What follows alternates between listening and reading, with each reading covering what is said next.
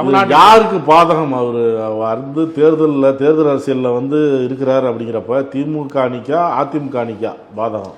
அது 2 பேருக்குமே பாதகம் கிடையாது. 2 பேர் அந்த 2 அணியிலிருந்து ஓட்டு ஒன்று கூட இவருக்கு வராது. அதுக்கு வரவே வராது. அது பெரிய அரசியல் கட்சியோடு இவர் மோதவே முடியாது. 75 வருட பாரம்பரியம் கொண்டிருக்கிற திமுகவுடைய 52 ஆண்டு கால அரசியல் செய்து கொண்டு 30 ஆண்டுகளுக்கு மேலாக ஆட்சி செய்த அதிமுகவுடையெல்லாம் அவர் மோதி பார்ப்பதற்கு வேலையே கிடையாது. இவரோட அரசியல் யாரோடனா, இவருக்கு இளைஞர் முதல் தலைமுறை வாக்காளர், ஃபர்ஸ்ட் டைம் ஓட்டர்ஸ் பூரா வந்து விஜய் கொஞ்சம் பேர் எதிர்பார்க்குறான். நம்ம அதை வந்து மறுக்க முடியாது. 2K கிட்ஸாக இருக்கிறவன் வந்து விஜய் தான் தலைவர், எங்களுக்கு தலை வரணும், தளபதி வரணும் அப்படின்னு ஏதோ சொல்லிட்டு இருக்கிறான்.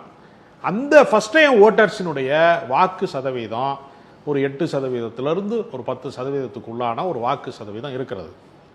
அந்த வாக்கை மட்டும்தான் விஜய் பெற முடியும். அவர் சட்டமன்ற உறுப்பினராவது, கட்சியில் வெற்றி பெறுவது, ஆட்சி, அதுக்கெல்லாம் வேலையே கிடையாது. எப்படி நாம் தமிழர் கட்சி வந்து கடந்த தேர்தலில் வந்து 8.2% பெற்றது என்று அவர் சொல்லிக் கொண்டு திரிகிறாங்களோ, ஒன்றுமே ஒரு எம்எல்ஏ இல்லாமல் எம்பி இல்லாமல் இருக்காங்களோ, அதே நிலைமை தான் விஜய்க்கு வரப்போகுது.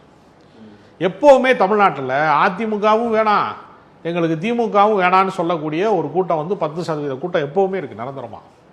அந்த கூட்டம் தான் முதல்ல பாமகவுக்கு ஓட்டு போட்டுச்சு. அப்புறம் பின்னாடி மதிமுகவுக்கு வந்துச்சு அந்த ஓட்டு. ஒவ்வொரு காலகட்டத்தில் அது மாறிக்கிட்டே இருக்கும். அந்த மியூசிக் சேர் மாதிரி மாறிக்கிட்டே இருக்கும். அடுத்து கொஞ்ச நாள் கழிச்சு அது தேமுதிகவுக்கு வந்துச்சு. அப்புறம் நாம் தமிழர் கட்சிக்கு வந்துச்சு.